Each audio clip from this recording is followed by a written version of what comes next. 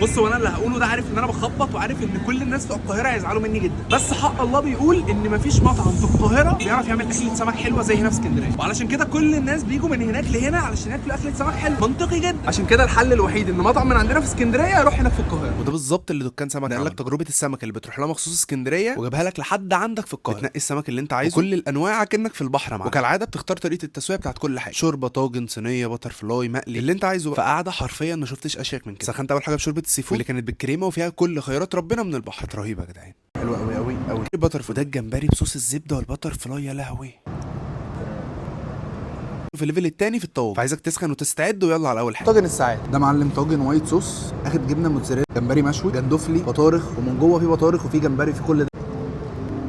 الصدفه اللي خطفت قلبي، ودي صدفه ميكس سي فود بالكريمه، فيها كاليماري وجمبري وسوق بيض وكل حاجه تقريبا، ودي وانت بتاكلها لازم تودع قلبك وتنساه عشان كانت رهيبه. طاجن باستا العريس ده انا هسيبك معاه شويه.